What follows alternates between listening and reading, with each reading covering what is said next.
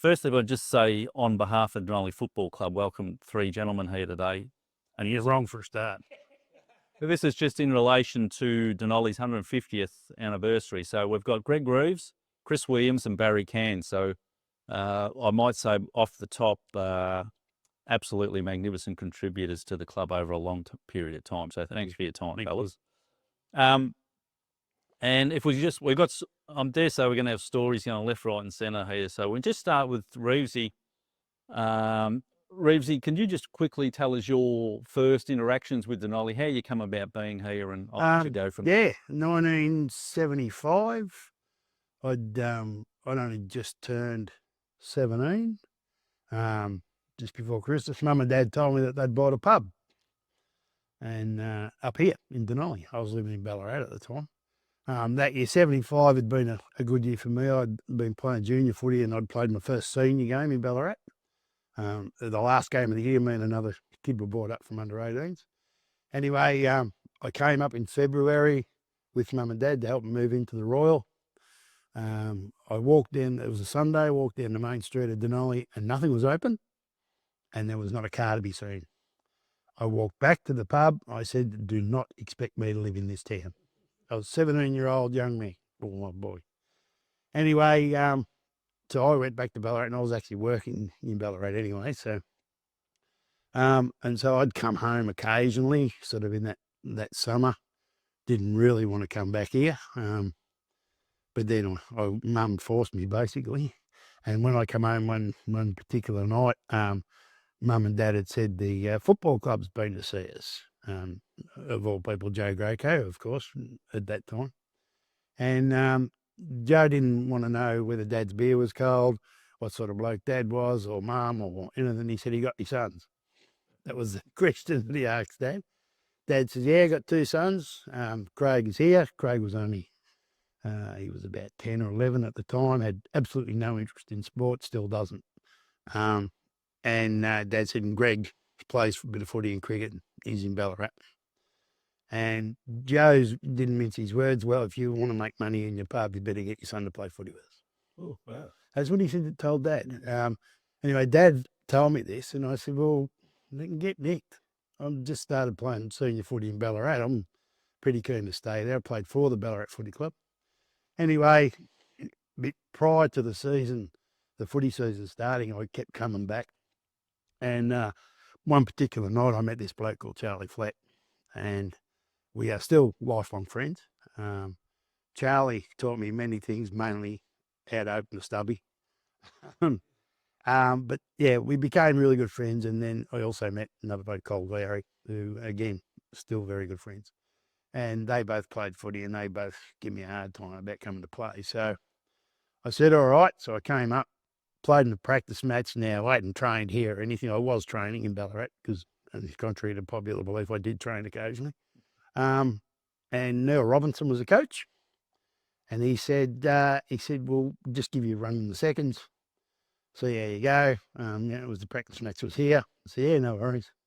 And that was with the old club rooms, which was an old bloody shed down near the public toilets there. And there was no bench or anything to sit on. And ran out. I was doing all right in the seconds, got a few kicks. Then they dragged me off and they said, we'll play in the ones as well. Again, practice match. So, yeah. So I did okay. And on that particular day, they said, just grab a jumper. So I grabbed a jumper, for the old striped jumpers. It was number 3. And that stayed with me, except for 1 year, Barrett. And yeah, I ended up staying. Coming back each weekend to play footy, mainly because of Colin and Charlie, that we became friends. And then, funnily enough, it's what I want to say about the impact that women have had on the Dunolly Football Club. And I can rattle off a few names, but on one, met Sandra, my wife. She kept me here, obviously. She had that input.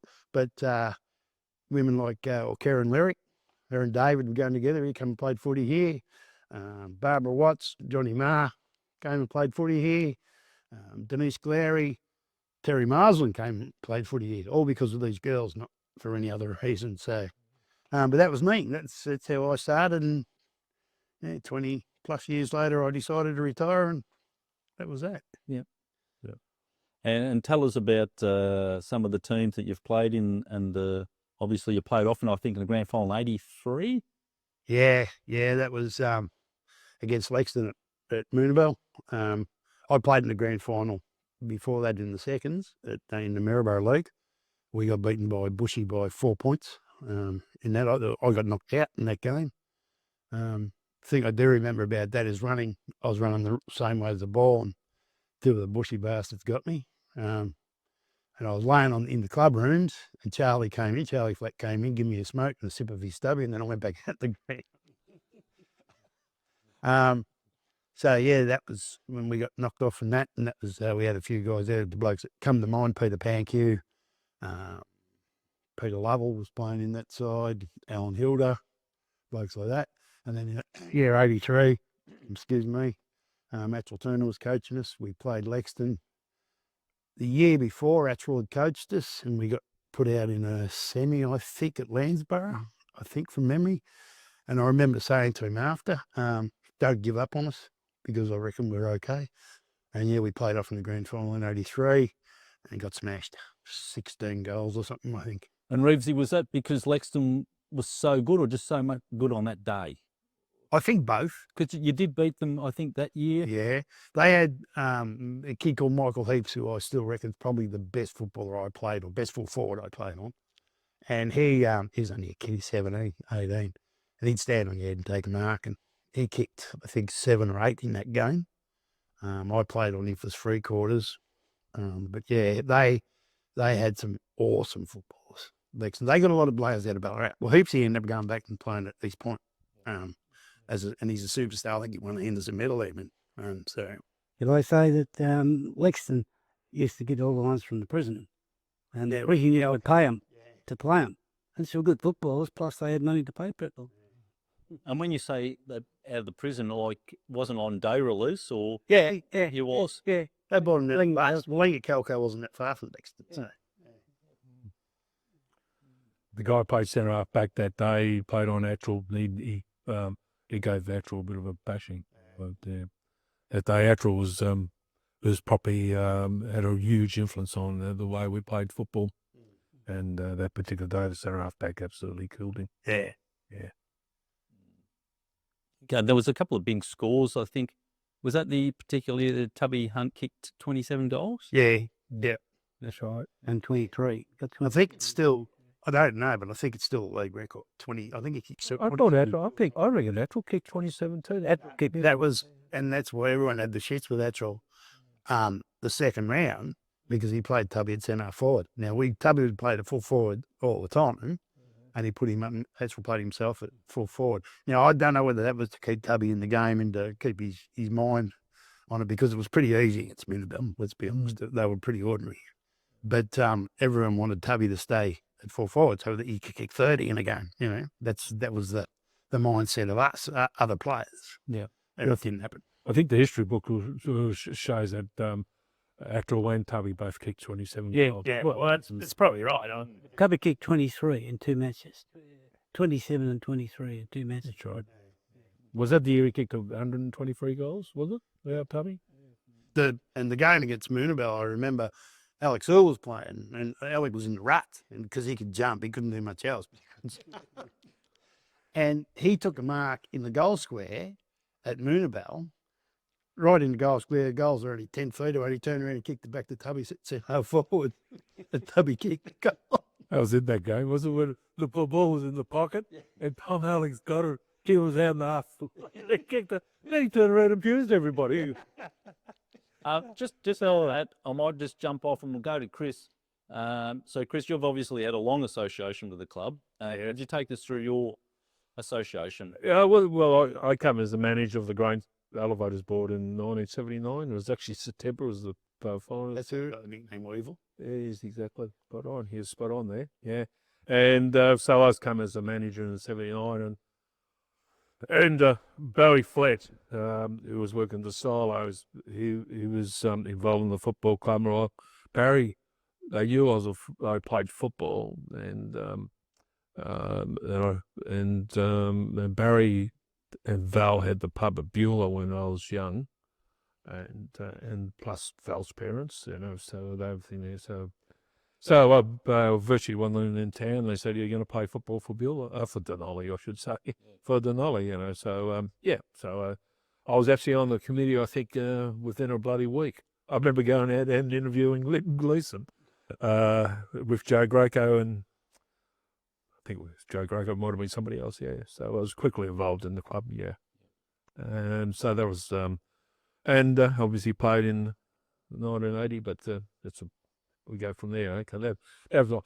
And I came from I played at a place in Port Arlington beforehand, and it was Port Arlington was at that stage a very successful club. They're not now, but they had a terrific club. It was fantastic. They had junior football, netball, and every week we go and play. We were playing Leopold, Newcombe, Torquay, it was Anglesey, Queenscliff, TriStar. It was really a very competitive competition, but the competition was terrific.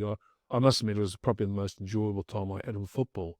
Was playing down there, and it was you would every time you go down there, you have you talk about boyfriends, girlfriends, there's parents and grandparents, all that type of stuff are all there at the club rooms after, and it was just a terrific social atmosphere, and so I come from there to Dunolly, and I must admit, it was a bit of a culture shock going from a successful club to Dunolly, which was struggling, and all that other stuff. And 1980, I thought it was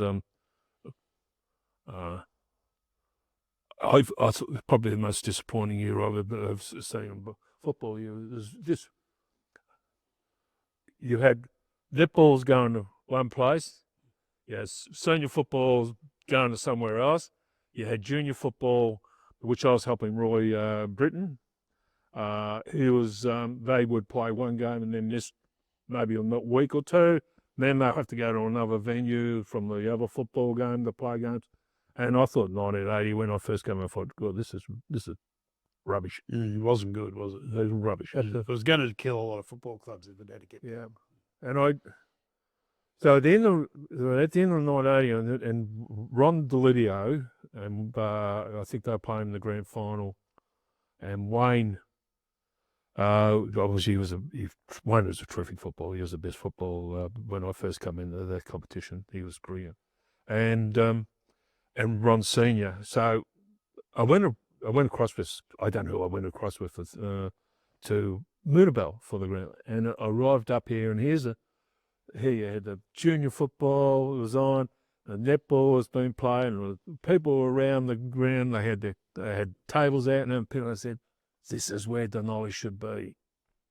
This is what we need to have a Dunolly community and thing there." And I remember going back to the next meeting we had in the club, and I brought this up. I said, "Well, this is what happened. This is where the club and." I'm not going to believe it was unanimous in the committee. It was unanimous. Yeah. Everybody said, yeah, why not? Let's go for it. And everything. And then Ray Bibby, who was president, and Ray Fisher, he was secretary. I'm back a long way. Yeah. So I remember, and so it was a letter sent off to them guys, and it was obviously a discussion. And they were happy for us, but there was we had a jumper problem because our jumpers were very close to Lexington. We had the same, they had black, didn't they? Glasgow, sorry, you're right. They were Hawthorn jumpers, brown and gold. We were blue and gold. That's right. That's right. No, in conflict with us one day. Yeah, because that was sorry. I don't mean to cut him, but that's why many years before we got the red socks because we clashed with Harcourt, I think. Did we? No, it was 1895 was really why we had that. So we already had the red socks, but the Guernseys will clash. Yeah, the Red Sox, we're changing going off course here. I need to finish the thing there, but the Red Sox, Nin Martin told me the story, and he was an incredible memory, this man. He was unbelievable. He, come up about the red socks. And he said the reason why Dunolly wear red socks in 1895, Goldsborough and Dunolly joined in 1895, and part of the deal was that Dunolly wear red socks. Okay, I didn't know that. In 1895, yeah. Anyway, and getting back on what I was saying, and, so then there was they said, "Yep, all come in," and then obviously the letter was written off to Maryborough, and it was Matt Martin, and Noel Castles, who I knew because Noel originally came from Beulah, and Noel Castle, Jean used to work in the telephonist over here in the post office, his wife. Anyway, and they come out and want us not to go, but it was unanimous. They just said, no, let's go. And Yeah. from my memory, the best thing could have happened to the club. Yeah. Absolutely. It did what Chris said, it brought us all together, but it also, the football was better in the Lexington League. It was harder. Yeah. I think it was a bit tougher. We're talking some pretty tough boys out there. Mm. Whereas I felt the football in the Maryborough League wasn't as high quality or as hard as. Yeah, that's right. Yeah. And it's funny, Andy and I was there with Andy. We did an interview with the girls from the first year, the 1981, which was Tracy Shea, Rhonda, Larry, and Judy Larry. They played in 1981, and they said how good it was too, didn't they? They talked about that joining, and it really is. I thought it was real better. I was really happy. Oh, if Emily jumps in the car and went to one spot. Right, exactly. Yeah, It was great. And so then as a club, we had to then sort of work on trying to get that cohesiveness. The netballers obviously didn't have the infrastructure at the netball courts, so I think they had to play up here. I think They were initially, yes. Yeah, that's right. Yeah. And so I was on the trustees, and then we were running around and had to get the council to build the build the netball and all that. So we had to get all that infrastructure and try and get that cohesion. And just a note on that too, and we talk about Joe Greco a lot, and we always will, but Beryl Greco had a massive influence on that netball. Yeah, Beryl had no family, she'd never married, no kids, nothing, but she put herself so much, and she did it to everything in Dunolly too, but yeah, she had a massive influence on that netball club where she just kept pushing and pushing to help out. So that's my start involvement in it. Well, I remember the first year I thought it was difficult. So on that note, we'll introduce Barry. And Barry, you've also had a very long association with your family involved before yourself. Do you want to just take us through that? Yeah, it all started off when I was born, I suppose. Dad just done the gate for 30 years. He just kept doing that, and when I got big enough, I went to help him and that. And one day, I think it was Ian Flett or someone like that come up and said, "Do you want to do the timekeeper?" Well, at that time, we had the old sheds down the bottom end, and I said, "Oh, yeah." And I said, "What do you do?" And he said, "I'll just go up there, and the bloke that gets up there, he'll tell you what to do." So I get up there, and the first thing the bloke says, "What do you do?" Anyhow, we worked it out, so we stopped the ball every time it went through and all this, and the first quarter went for 40 minutes. We're playing Rovers, and Rovers kicked 11 goals in front. Come around to the next quarter, and we kicked 11 goals. And the thing was, we end up winning by 11 goals. But all the people were having goals. Well, was it going so long and all that? And so that sort of started me off at timekeeping, and from there it just led into the administration part. And I've been doing timekeeping for years. And then I got into the team managers, and then under secretary. Yeah, you did secretary, Yeah, I just filled in where I needed. And if I can just ask, Barry, where did you guys live exactly? Well, virtually up in front of the school on top of the hill. So when I was a kid, I used to get up on the roof and watch the football. Yeah. No, I've always been Dunolly, I finally got out when I got married. My wife, I took after her, and after I dropped off, but I'm going back again. I've got some time. Yeah. How long was your father the gatekeeper for? 30 years. 30 years. Unbelievable, no? Yep.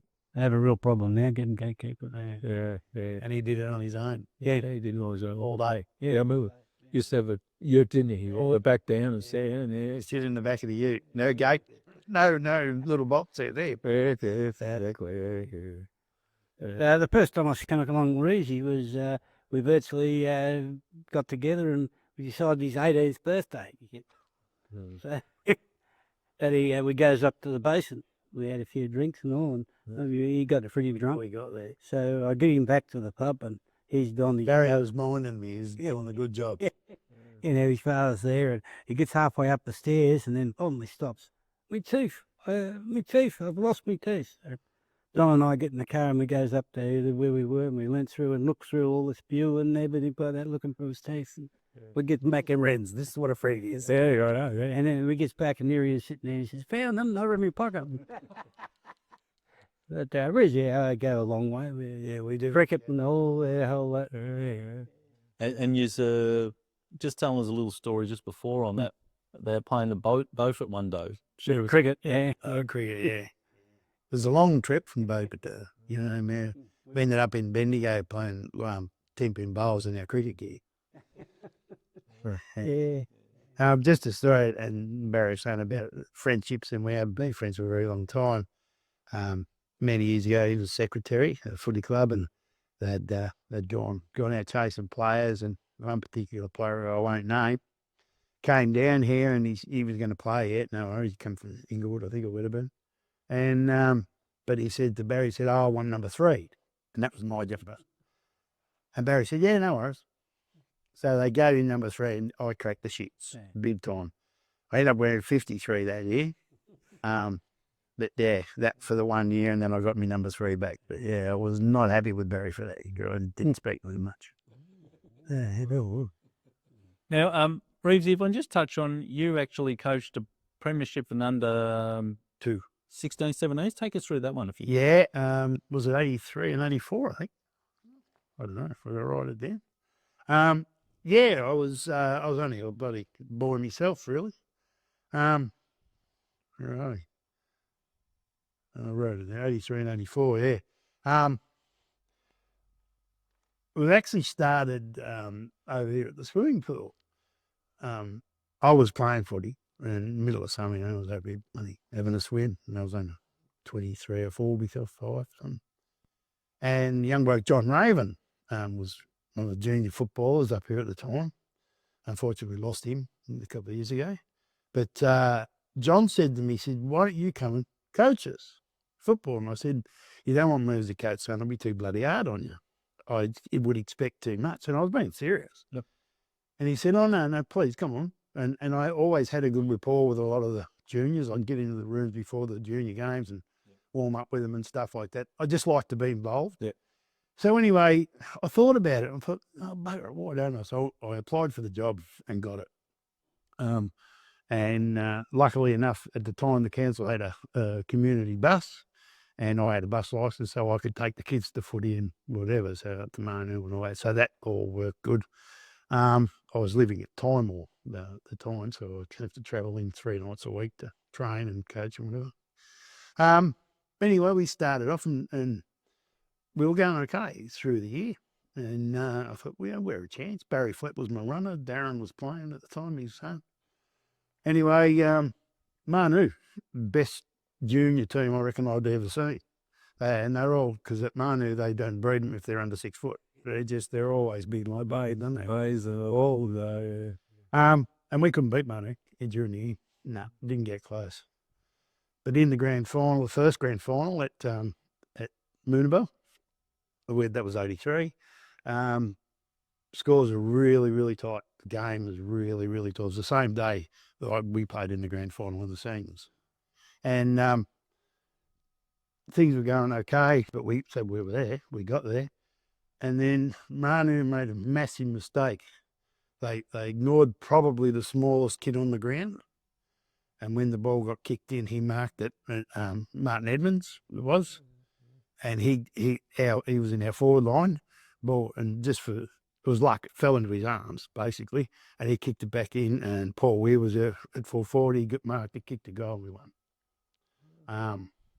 I'll never forget that because Marty was a very good footballer and he ended up playing senior football and did well, but he was the smallest player out there. And like I said, the Manu blokes were all pretty big lads and they ignored him. And it was a lesson that I said it to the kids and I learned a lesson that day. You don't ignore anyone. Everyone's going to cut you to bits in some way or other. So, boom. And we won it and rap. Best thing, I still get chills from it. And then we played in the grand final later and got hammered, but It's still a special day. awesome day, yeah. And I actually, one thing I do remember about that, Joe Grayco had been sick and he was at the ground and he was sitting on a chair just outside the fence on the half-forward snake sort of thing. And he was very unwell and we had the win, we got the trophy and then the boys did a lap and all that. And then I grabbed the trophy and I walked over to him and I said, "That's for you, Joe." And I gave it to him. I said, "Look after that."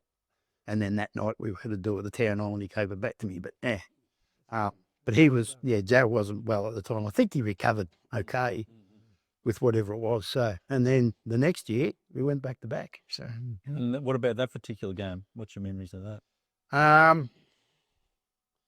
well, again we played Manu. Markley and Frankie had played the year before with us. And basically had played most of the season, the next season, in the seniors. And Mark's a very good footballer. He was up there, but then I had to go to actual turn and say, well, I want to bring the kid back. For these kids to be a chance, they need that player, that one player.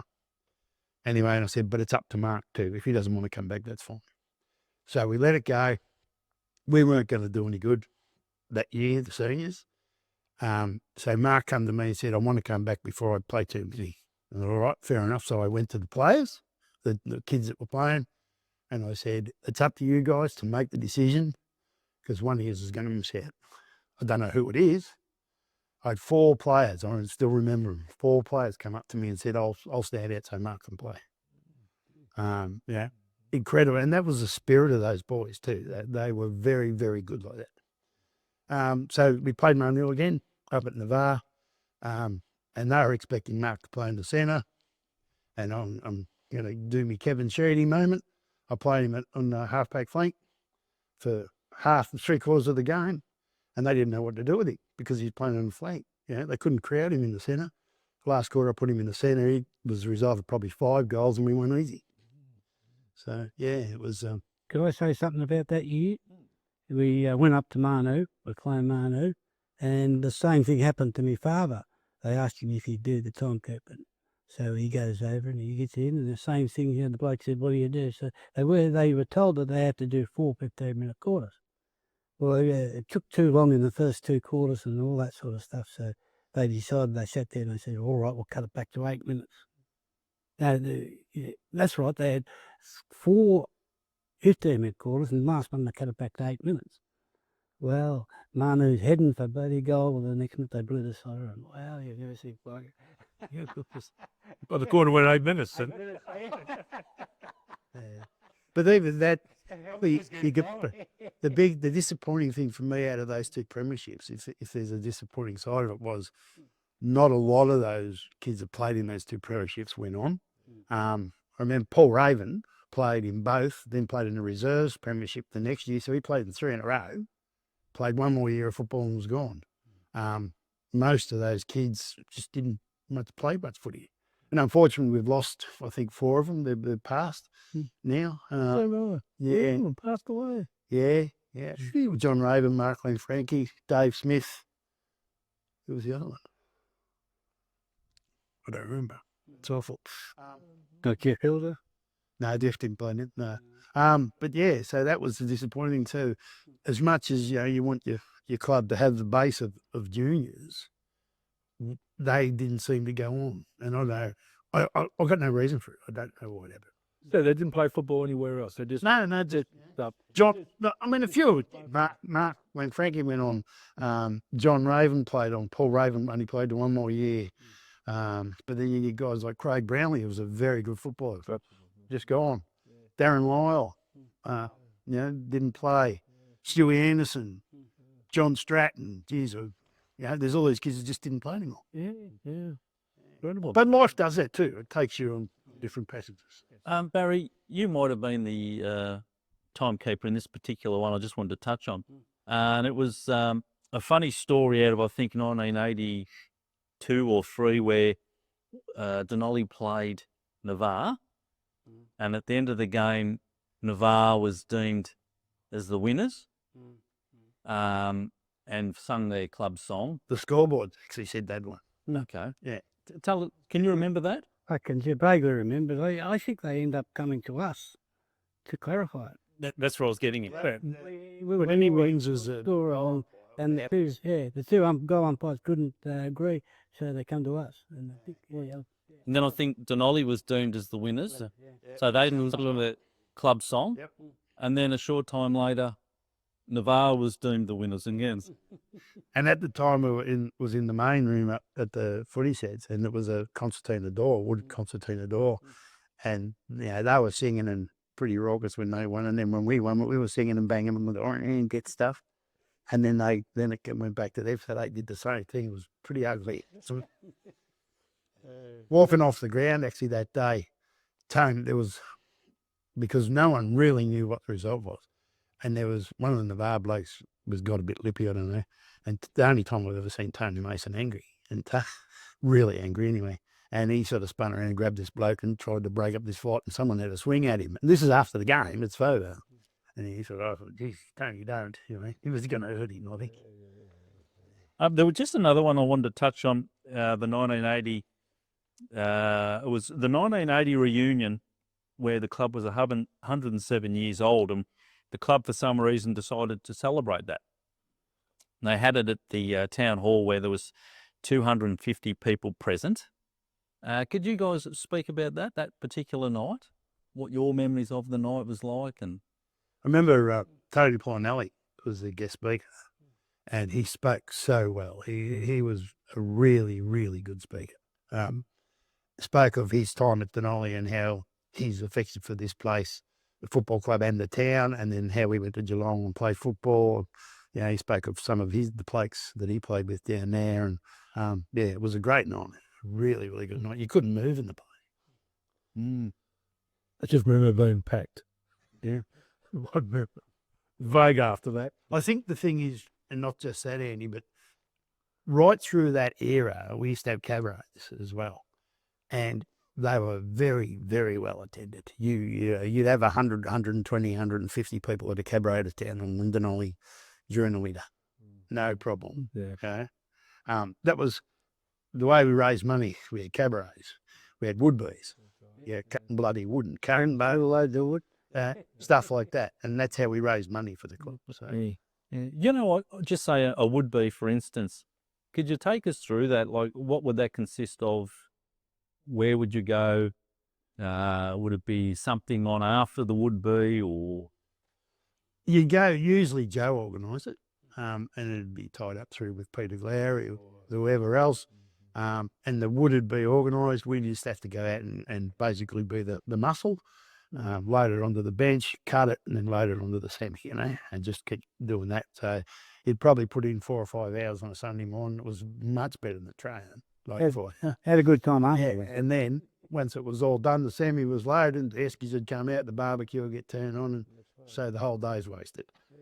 I remember there one time I took my bench, and it was just drizzling when we started, so I started cutting this thing. Well, we cut a semi-load, and I had a big thing all the way down here where the sawdust was all getting wet. All right. But you never thought twice about going. That was the thing. And there's a would-be on tomorrow, boys. Yep, we're there. Yeah. That was it. There's no excuses. There was no, You had to get the money. My memories, we used to bring a lot of stuff in the where Peter had his depot down on our native road, and that's where most of the cutting and everything was done. Yeah, we used to try and fill up his truck, didn't we? So he'd be going to take a load down on Melbourne. Yeah, that's right. I actually remember a bit of a funny situation with Darren Lacey at one time. I don't know whether I can say this. Darren had a pain in the stomach, and he needed to go to the toilet. No one had any toilet paper. So he cocked it over the edge of a bloody fallen limb did his business, and then only way he could wipe his bum was he whipped the sock off.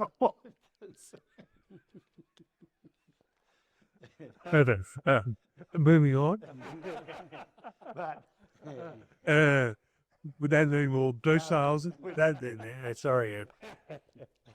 If you And if, Christopher, but just touch on when your days at the silo in regards to, I'm guessing there would have been a lot of people that worked at the silo and then played with the football club. certainly was. We could touch on that. Yes. We used to employ during the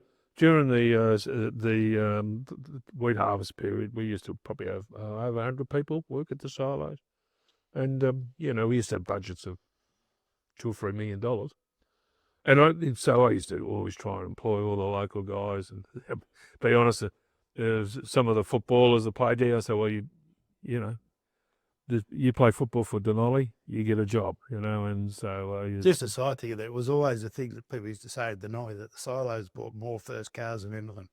Yes, I remember Joe Lacey saying we did not have to give the kids any money at all. They went to the silos during the year, we didn't have to give them any money because it was good money. I mean, back in the day, did you work there? No, did you work there? I did a bit of time one summer, but they're not. Did you? Yeah. Did you work? You were Nah. No, you didn't. So we used to, so all these young guys used to come down, and we didn't have many girls because it was all manual labour. But raking the GY. Well, exactly. It was hard work. And dust and all that. So they were earning, probably then, they would earn around $800 a week. And that's a lot of money, because they're working 10-hour shifts and that. And right through the night. Yep, that's right. We used to go round the clock. There'd be trucks parked up the main street. I think the siren that we got up there now come from down there. Did it? I think you organised or something. Oh, do we? Oh, Yeah, the footy siren. Oh, yeah, and you're right, yeah. It was pretty So down. Yeah. Yeah, so they used to get them. So, and as always, like I said, we didn't have to get any of the kids during the year, and because they hadn't made them that much money from the silos, there was the good bikes and all that. So they had a large influence on everything. I mean, a lot of the stuff were, I probably shouldn't say this, the light. They did, Chris. It's that was too late now. The lights, all the coaches' shelters, and I'm pretty sure even the scoreboard and all that was all built down the silos. We did all that down the silos, and then the guys, we just did a lot of the work for the club. But it's what all that. there was the whole community, isn't it? Exactly, yeah, and because electricians and but at one stage I had 3 electricians working there. I had 2 plumbers, and their fee. So it was, so we had heap of people, and try to make the best of use their abilities and their resources as good as we can. Yeah. Which leads me on to Con Gerth, the local policeman. The amount of work he put up there, he done it. He still were. We were president at one stage too. Yes, he was. Yeah, don't start. I'd cut it like a lot of fun together. But that renovation up there, you're getting into this. I think Lacey might have touched on it a bit. What happened was Jim Thompson was the site secretary who played football for Dunolly, Jimmy, when we built the social rooms and put them 2 buildings. Tom was involved, might have been still president of the trustees at that stage. Tom Peterson, that is. Jim rang Tom, he said, you got 10 minutes to make up your mind how much money you want to spend on because the Labor government in the federally up there was a lady called Brown. I can't remember. She got in a lot of trouble after she got lost. She was throwing money around, and they said, you got 10 minutes to make your mind up how much money you want to spend up at the football ground. And Tom, $25,000, And so we went $25,000, and we started anyway. It says in the book, Glenn Hutchins was deeply involved in this too, but they say he's not. But Glenn, Con Gerth, and it was Jim Vodia, and all that other stuff. anyway, we went down. They started building, and I remember, and they did all most of the work in kind. They weren't getting paid. That's only the change rooms. Yeah, the change rooms on the side. Where the social. Yeah, that's right. Yeah, that's right. Yeah, that's right. Yeah, it's got on. Anyway, I remember Glenn and Con come in and said, "We're going to be 10 grand short. There's no way we can finish this. We need another $10,000." And I went to the council and said, "Look, we need another 10 grand to get that finished." And they said, "Well, we'll give you a loan. You got to pay it off." And I thought, "Geez, how are we going to pay? We haven't got the money. And we're probably difficult to pay this off, but we needed to get the finish." So we got the $10,000 from the council, and we ended up finishing off. And but them guys, Con and all that, he's just terrific. Con does it. He's an absolute power. Oh, he was a great.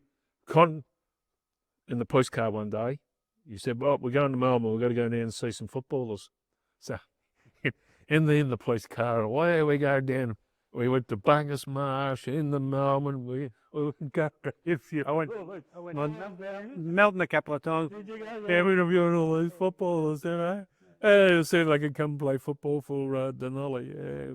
I remember one time we're going there in his car. We're going down the freeway, and here's these two cars went wrong, and Con come get up the road, Mum and Bobby's motor up. Well, He was a goer, Con Gertz. Yeah, a real goer. Yeah. A lot of respect for Con Gertz. Reeves, if we want to just touch on some of the great players or some of the memorable players, coaches that you've played with. I know there's been quite a few over your time. Played with, probably. Or even in the leagues that you've played against. Yeah, probably played with, and then I sort of categorised different ones. Probably the best coach I ever played under was Hatchell Turner. Probably the biggest prick I ever met too.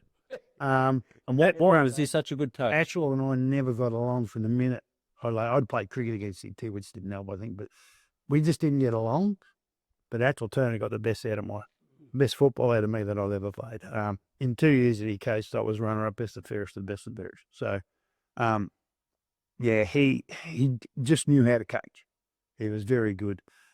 He pushed the guys that he knew he had to fire up, and he patted the bums of the ones that he knew he had to pat the bums of. And so, in that respect, yes, he would have been the best coach that I played under.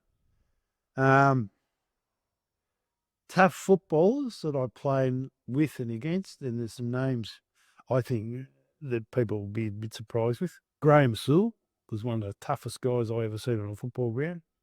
Your good self, you were pretty bloody hard. Robbie Edwards was tough.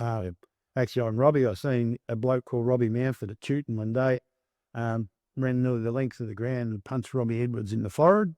There was a fight that was back in the days of the district league, and Robbie was split right across his forehead. He had blood running down his face. He stood up and belted him, and then just kept playing.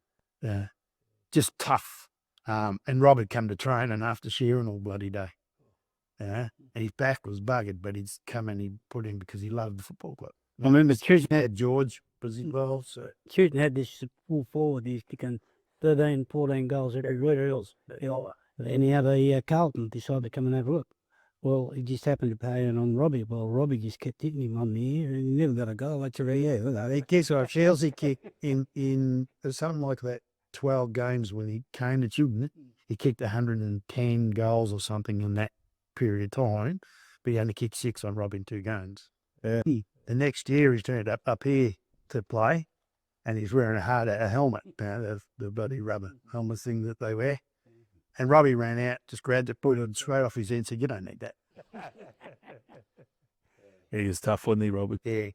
Yeah. Another incident with Robbie against Lexington when Joe Lacey was coaching. They had a couple of decent. No, it wasn't Lexington. It was Landsborough in the final. Sorry, down at Lexington. And they had a Barry Rivet. Peter Rivet, one of them. Yes. Was playing good full forward. Playing for Landsborough, and I'd played on him a couple of times, and he was hard man to play on. We ran out in the ground to warm up, and Joe had said to Riley, wherever Rivet lines up, you go on it. Don't care where he lines up, you just go on. Right? Yeah, no worries. So we'd run it out and Rivet's on a half forward flank. But I've run past going to the full forward, put my hand out to shake his hand, and he took off. And I turned around, Robbie's got this Rivet on the grab belt. They still beat us. Yeah. But that was the sort of way it was. Yeah, real hard. Pat Bigmore from Navarre. Oh, yeah, good player. I'm not proud of this, but I threw him into the fence at Navarre one day in a tackle. I grabbed him and I just spun him and happened to be right near the boundary, and he hit the fence so bloody hard I thought I snapped him in half. He got up and just kept going. He gets 3 minutes for doing that now. And a nice guy too. And a great guy, yeah. Yeah, lovely guy. Another day I had the chance to clean him up in the pack. He can't, because he played hard. He just went for the ball and he goes and I come through the pack and I got him. My shoulder hit his shoulder and he was all bone. There was no fat on him. And I reckon it hurt me more than it hurt him. And we were both going flat out. Yeah. Ricky Irwin, remember it? We lined him up on print. Oh, Fool. and I didn't fun of beating. And they carried him off. And it broke his collarbone and 3 of his ribs. He wasn't that big, Rick. And he ended up coming and playing with us because he didn't want to play against me, and he said. But they took him to hospital, and Rick was never renowned for brains, and he booked himself out of the hospital, got on his motorbike, rode up the main street of Maryborough and fell off with broken ribs and a broken collarbone. But yeah, there was they were tough guys. That was the guy from Lexington K. He was a good Philly, footballer. Yeah, he was very, very good football. Yeah. Well, actually, I had a lot to do with Julian through interleague. I played 103 times in interleague games, but I also sat with him. I was a selector for a couple of years as well, and very astute man about football.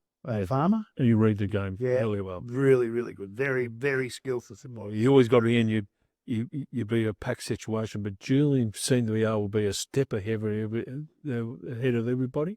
He knew where the ball was going. He was a bloody good footballer, Julian K. Yeah.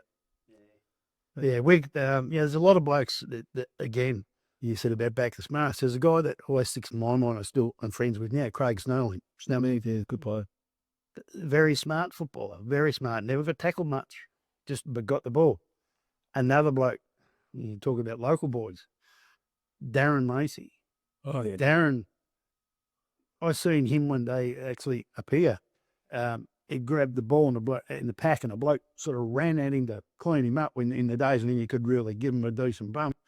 And Darren just lifted the ball up in the air and threw himself up into the air and folded over this guy. So the guy carried him 5 metres. Darren dropped off him and ran off. Yeah. Brilliant. They're the things that stay in your mind. Yeah.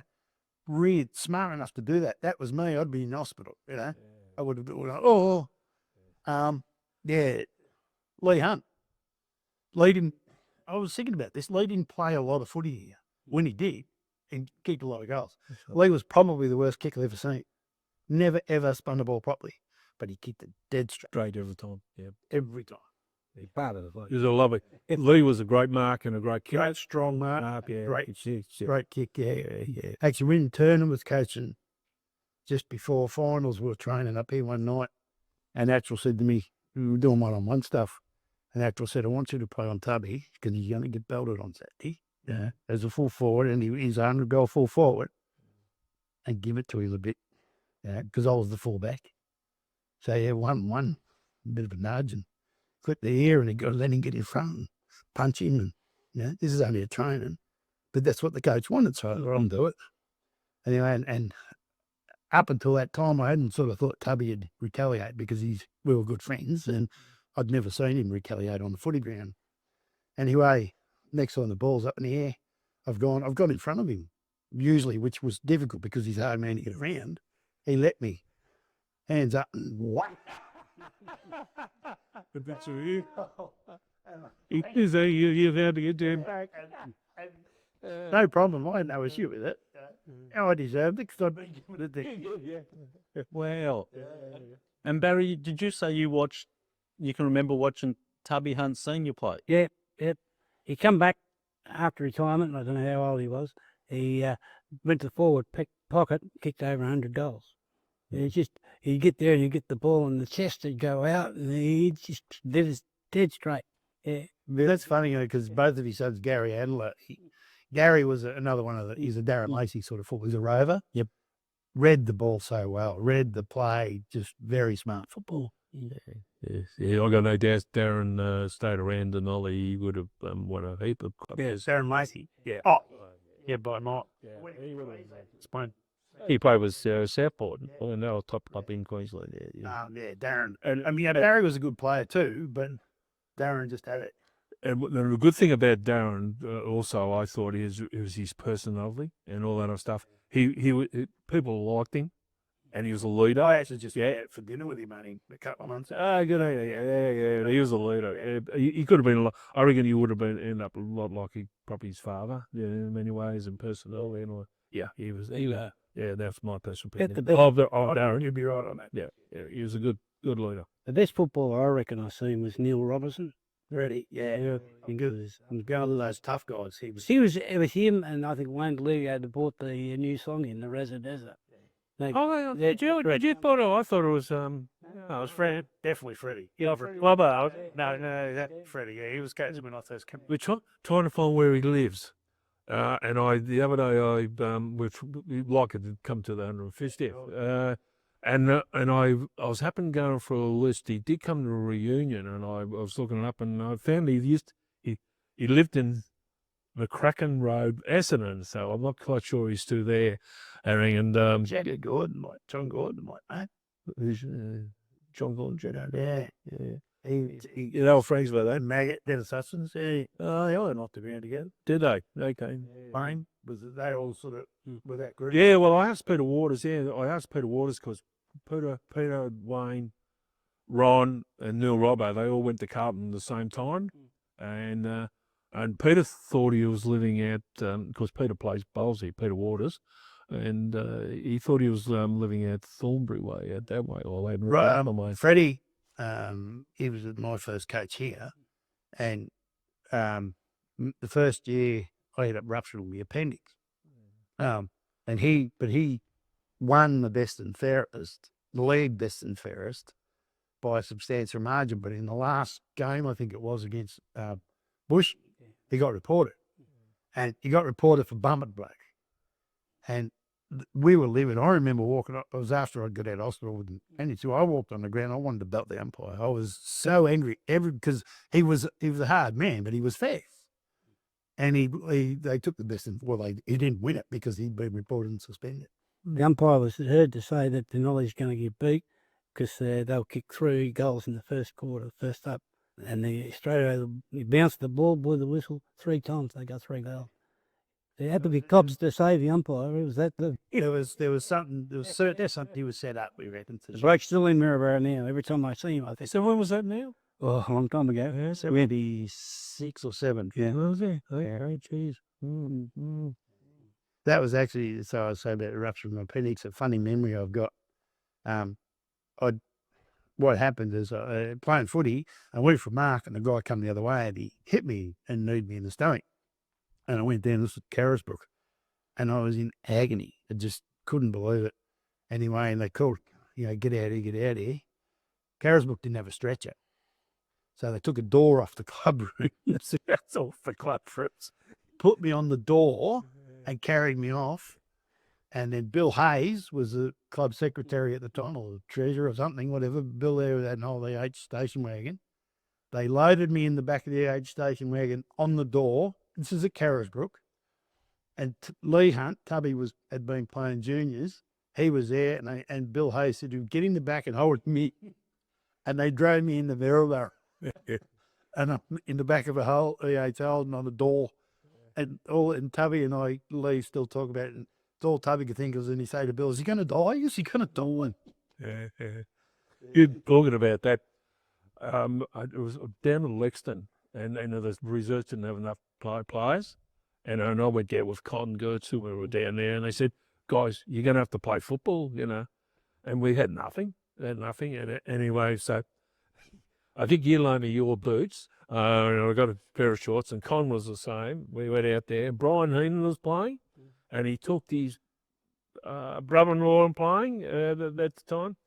And we were playing against Lexington and and Brian got whacked or something happened. You know what Brian is like. Yeah. And he had a fractured skull, and he was out on the ground. They brought the stretcher out, and it was his brother-in-law. It was his brother-in-law. That's right. They accidentally hit each other, and he fractured his skull. That's right. And they put him on the stretcher to take him off, and Brian halfway off the stretcher woke up and realised he was on a stretcher, and he stop, put me down. There's no way, no, I'm going to bloody well go off with my last gun on a stretcher. It walked off a field, and they took him to the hospital. He had a fractured skull. I remember Brian there once. We were playing up here. We were playing Rovers, I think. And big Ricky Dawson, 6'6". Yeah, he's 6'6", and then but he comes up and he hit Brian.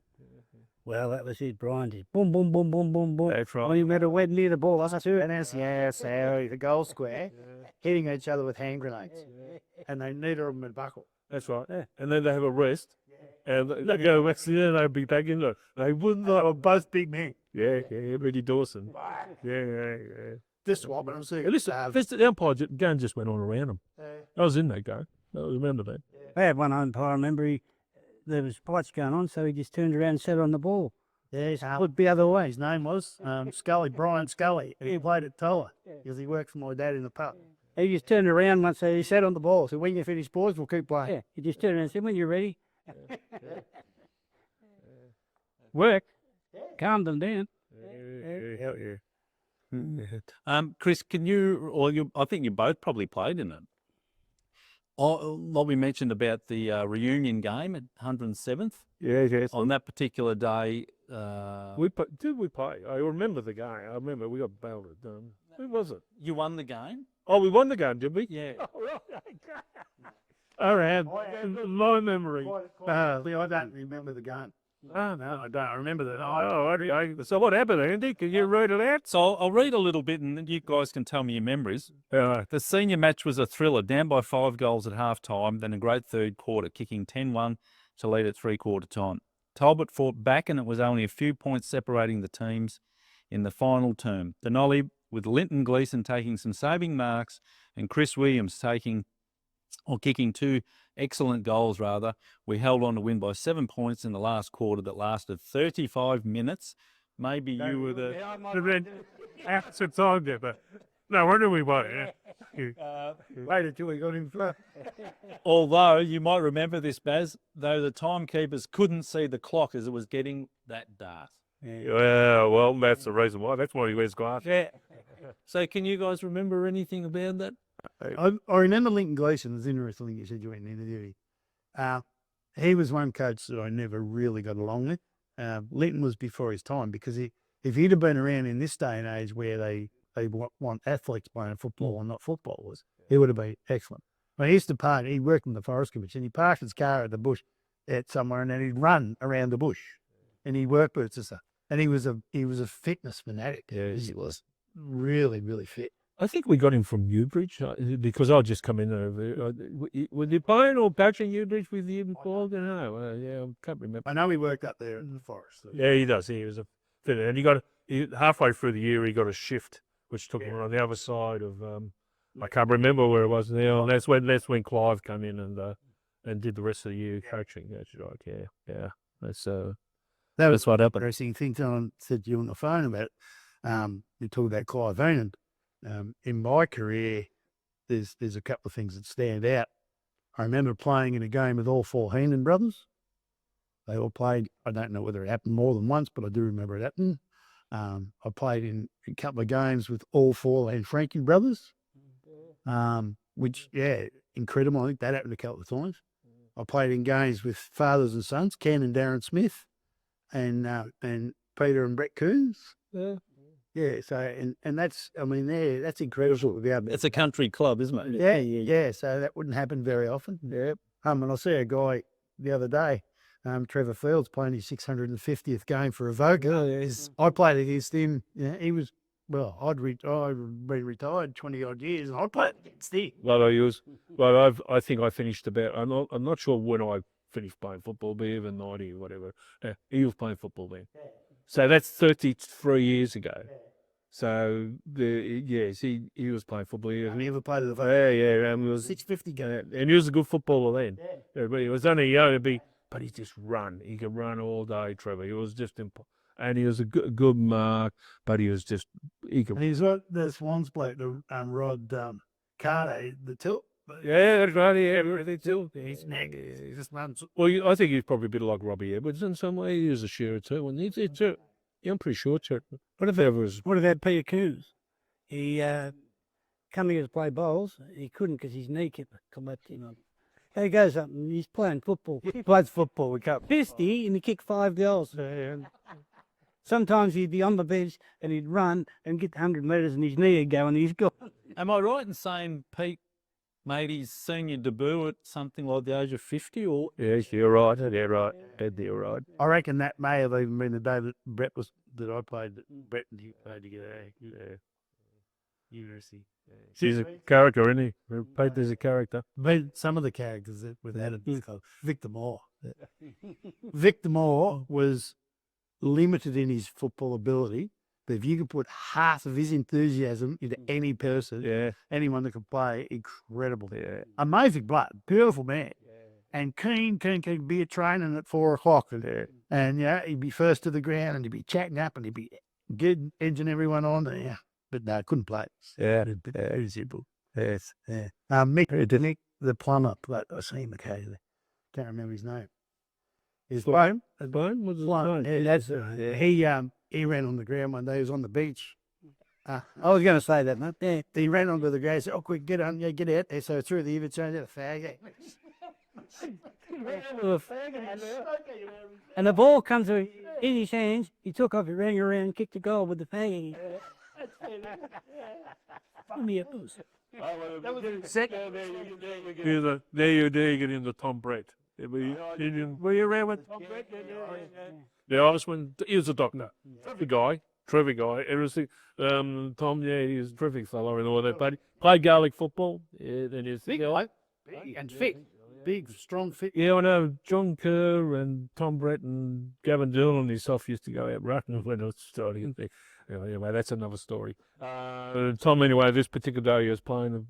And but he wasn't allowed to, was he? Wasn't there an agreement with the hospital he wasn't allowed to? Yeah, we went. Yeah, something like that. But he wanted to play one game of Aussie rules football. Joe was coaching.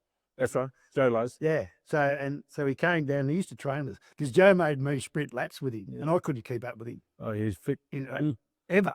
Him and his wife used to go running too, Tom. But Tom played. He kept going. Yeah, that's right. And whenever he was playing the game, he was running down. We were playing a Vaker, I think it was. And he was running down the field, and he had no idea of bouncing the ball. So he was running down, kicking the ball up to himself, the mark. And the guy chasing was laughing, but he wasn't going. Everybody else was rather just let it go. Yeah, nobody take a leap. They had him in the ruck up here, and went to tap the ball out, and the other ruckman got him on the nose, and he started bleeding, and he went mad. I didn't realise. And then he got a mark in the goal square. And my Mrs. Beauty's going to kick a goal, and he kicked it out of bounds to the full. There's another bloke from Merivale, Matty something. Played in the seconds. He never ever played football, and he came along and he played, and he ended up having a season, and he won the most determined or whatever it was. Is that Matty Turner? Matty Turner. Oh yeah. And I've never seen a bloke so happy to win a trophy ever. he's big, tall. He was just fairly tall, skinny, yeah. But he said my kids are going to be playing this game. He just loved it. And because he won a trophy. He's still around there. I reckon I've seen him. Yeah, What about Gavin Dillon? Oh, he ran that down. All the games, the whole lot, he just kept running. He was incredible. Jeez, I used to hate him going out.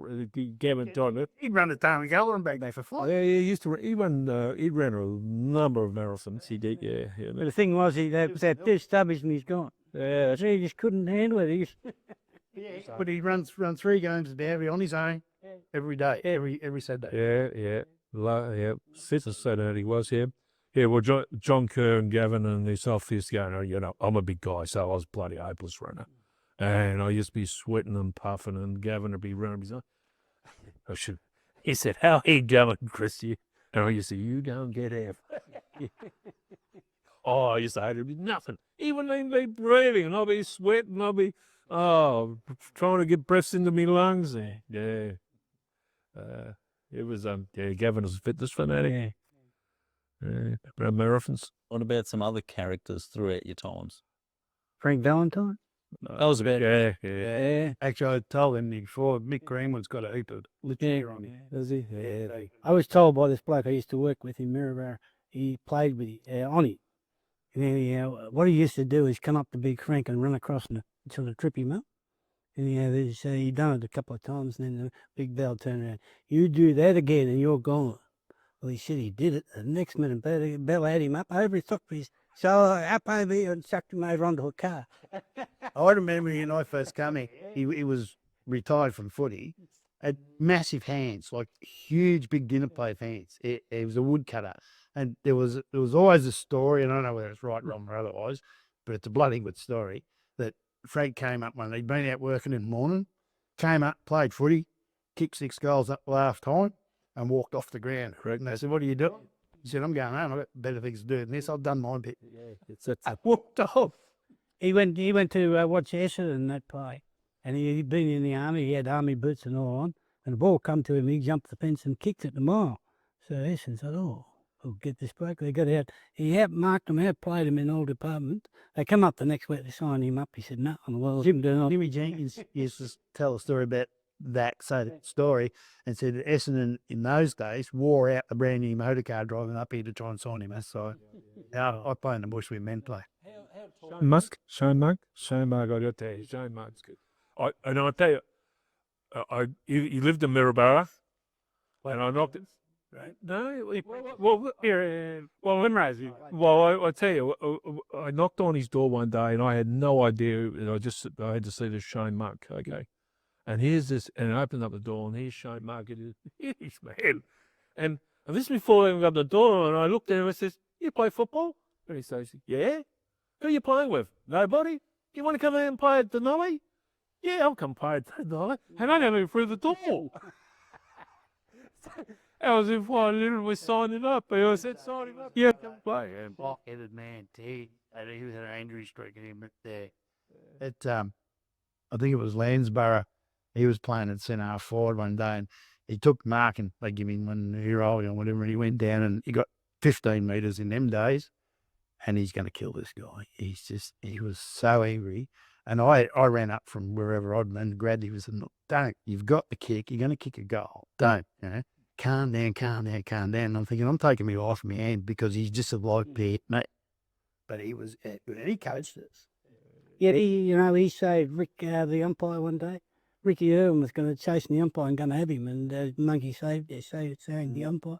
yeah. I think Ricky got 20 weeks or something. Well, it was in Lexington, wasn't it? Yeah. Well, one day I wasn't there, but apparently it was a practice game up here at Dunolly, and the Shane Muck, somebody was giving him lip over the fence or something, and during a practice game, did you play this? Were you? He dumped the fence and belted this guy who jumped over and kept playing I football. think one of his partners in crime in that particular fight was Ronnie Dewars. Yes, you're right. So- You're right, absolutely. You are right, because Ronnie came down to play with us. Yeah. That's the one I went down with Con down at Melton, the Giddy. Yeah. He was a good player. Right, yeah, very good. Yeah, Ronnie Jewess, yes, he was a good footballer. You got a few English. Nice guy too.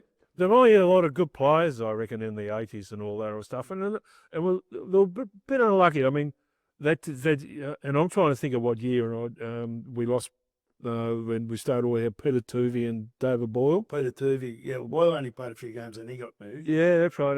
But Ernie was brilliant. Yeah. Was that? Snowy Elliott wanted to fight him. Yes, no. Snowy Elliott. Well, I've heard of it. 6'5". Oh, yeah. Football, won the One of Henderson medal. Peter Tuvey's a local copper, 6'6", 6'7". Built by Chris, and myself, big man, And, good, not fat, big, decent. We played at Natty, and Snowy's, 2'6" iron, a cheeky little prick. And he wanted to fight Tuvey, and I ran past and said, "Snowy, he'll kill you. He will pick you up and throw you over the fence." And Snowy wanted to fight. in Fox, no. Little Snowy Elliott, the character he used too. It's the hardest of the brunette, was he? So Denali had a lot of good players and a lot of good teams for that. And they'll be and see, in '86 when Joe was coaching. It was a terrific year, but he had it was Gary Hunt and all them came back, Chris Mason, all them. Those, that's right. And I remember it in the 1986, and I went as president that year, and Joe Lace and I have always gone on well with it, and Lace said to me, he said, "Look, Chris, we need a ruckman," and for that particular year, and we didn't have the Dunolly's always didn't have a lot of money. Yeah, we didn't. Never had dog. Yeah, that's right, it's all goes. He said we need a ruckman. Anyways, so we ended up signing Steve Bells from Bridgewater, and Steve was a tall, big fella, 6'4", 6'5", and Bridgewater was a successful club then, and I rang Joe. Went up. Darren already moved to Queensland at that stage, and Joe was up in Queensland. And I rang him. I said, Joe, look, with Steve Bells from Bridgewater. He said, no worries, you sign him. I'll go the head selector. I'll sit on the bench and all that other stuff. And we signed him. But we had negative reactions. We said, and I know people saying you should never have got a little Joe. Well, I was only doing what Joe, and I shouldn't say this. We worked together on it, and right, we'll try and get a ruckman with limited money and all that other stuff. And so what happened is that Darren then went to Queensland. I think Gary Hunt got the job at RACV Warrnambool, and Chris Mason, I think, went to Melbourne. And we lost that year. We lost 15 players that year. They just all moved. We lost the core of all the local guys. Yeah, we did. And I know I got criticism over it because you should have just left Joe. But Joe, I was working with Joe on this, you know. Yeah. Well, Bells ended up getting that thing in his neck, didn't he? Yeah, he didn't play a game. He didn't. He played, but he got pinched a nerve or something in his neck in a game. That's right. And then he had heaps of time off, and then he came back, and he only played, I reckon, the one game out at Natty, and he got hit there again, and he went down. He was laying there, couldn't move. It was like a pinched nerve, and yeah, that dude carried him off. But yeah, he was a good guy. Yeah, good guy, lovely fella. Just didn't work for us. Yeah, that's right. Unfortunately for him. Yeah, that's right. Yeah, it was unfortunate that year, but What about didn't get it together. what about Chris Nave? He was a Well, he was right at the end of my career. Yeah, no, he was a good footballer. All right, you're talking about footballers, and I've got to say this: there's a lot of good footballers, but in the 40 years, and I've had to talk to Andy and other people about this. Jeff Mottram and all them. I think the best player I've seen was James McNamee. You was there. James. If he said Motty is an underrated football. Yeah, good. Like he's built like me, saying height and everything, but he held then centre forward. Yeah. Strong. I mean, James has won the Darwin League best and fairest, probably twice, was it? Did he win it? Did he win the league? Yeah, twice. He won the league here. He won the Feeney up in the North Central, and all that other stuff. He's kicked 100 goals and all that. But I watched him and some of the things he could do, and he's not a big guy, James. But gee, he was just incredible. Coming and watching a couple of games. Yeah, he's incredible. Yeah. They would have won the premiership. What year was it? 2011 was it? 2009. 2009 was it? They would have won the premiership, except his Achilles were stuffed. His Achilles were gone. Peter Brady had to keep putting cortisone in there to try and keep him going. They would have won that easy. He was in the 90s, though, wasn't he? Certainly wasn't around when I was playing. No, yeah, 2000, yeah. But I went one day. I was down in Lexington watching this game. He was so dominant, Jones, that there was a Lexington player's job to knock him down, and I was watching this, and sit on him. I'll just lay on him. Don't let him get up and get at the ball. Wait till the ball's out of the area before you let him get up. And I go, I've never seen this in my life at a football field. They're so dominant. He was so dominant. So dominant. Did that to me at Manu one day. I took the mark and he knocked me over as it going towards the end of the game. And he's laying there and I said, get off, go. I'm away from the piles. He was a terrific footballer. You might be still playing, James. I don't know. Yeah. I remember over at Avoca, Brian Heenan was, they were knocking a few blokes around, and they sent this bloke through off the bench to Gibb, Brian, who went up and he hit Brian, and Brian and I started into it. The next minute, the goal umpire comes up and grabs Brian, and the other bloke's hitting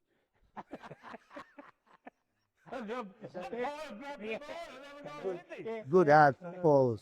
Yes, when you come back to Avoca, like centre back for Richmond, gun footballer. He was playing here one day at centre half back, and his son could play too. Matt, he was bloody brilliant. But they kicked between them. They kicked 20 goals in an interleague game. Yeah. Matt played at centre half forward, and Jim played at full forward. He was always a selector and down a lesson. But Jimmy, we were going okay against Avoca. Yeah, and we were only within a couple of points, probably a goal. And Jimmy's playing at centre half back. So just it. He switched on and said, stuff this. So he wandered into the centre, got the ball and kicked the goal. Loose end.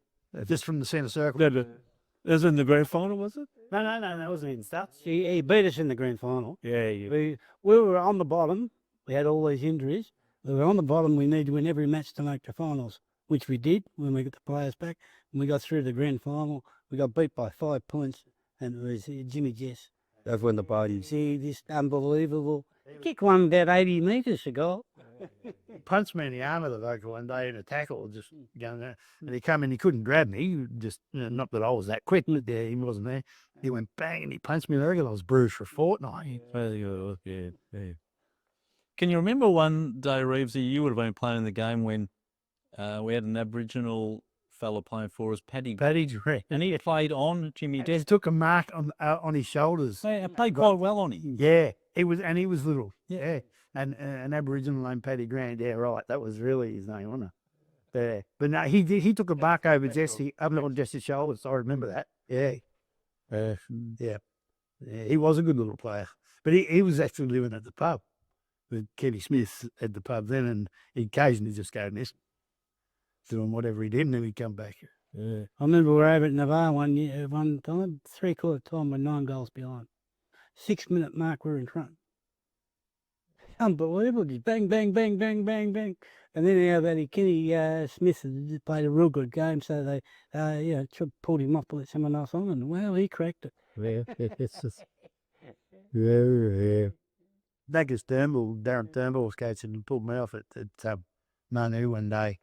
And I reckon if the sheds are still there, the div is still in the shed. I was playing centre forward and I was going really well. We were having a good day. And he's taken me off and he said, yeah, go have a rest. And I go, keep going. Bang. I was like, geez, we give it heaps. What a big Kenton mower. Oh. He started off at Maryborough, and we paid him but they paid him $400 at Maryborough for 2 matches, and then they put him back to reserves. Next minute he's into Navarre, and he went to was in Navarre weekend. Yeah, he went to the reserves in Navarre. Well, yeah, I never seen you there because he was playing and he stood at full forward, and he was on this particular. I remember talking to him after he was 6'8" and 23.5 stone. Yeah. I talked to him after the game, and I mean he was head honcho at TNT, Commodore, one of them. But Barry Flatt was the runner, and I don't know who was coaching, but Barry ran out, and I was up the ground, set up back or somewhere, whatever, and Barry ran out and said, go and play on him. I said, yeah, right. Have a look. Like I was running 200 metres and jumping to try and hit. Nah, he took the mark, kicked the goal. He leaned up against the point post and it fell over. Huge. And John B. I played on Cann a number of times. I played on Cann another time. And I used to, and we're about the same age. And I walk up to Cann and say, we here to enjoy the day, are we? Or are we out here to do anything? He said, well, what do you want to do? What, you want to have a go or not? I said, no, I don't want to really have a go. Enjoy the day. He said, no, well, we'll enjoy the day where we're over. And I remember one stage I said, you want to have a go? He said, you want to have a go, do you? I said, not really. There was the first guy. Kendall was a lovely guy. Gary's Harry, he played over 400 games. Yeah, he was a good footballer, Jerry Perry. Yeah. No, I liked the VAR as a football club. I used to have a lot of, they were good people. I used to get there. Yeah, they were terrible people. Yeah. I did. Yeah. That's true. Yeah. I bought one game we played at Charlie and I, and they engraved their name on it and everything. Yeah. So yeah, whenever we were there, we had our own pot. Yeah. Oh, well, fellas, on that, I think we might call it a day. So thank you, the three of you, very much for your time. Yeah, it's been absolutely fantastic. More importantly, fantastic to the club. Yes. I don't think you're allowed to. Oh, the rubbish. The stories. Thank you. No worries, thank you. Yeah, no, well, this is a lot of fun. It brought out a lot of memories. No, it's fantastic.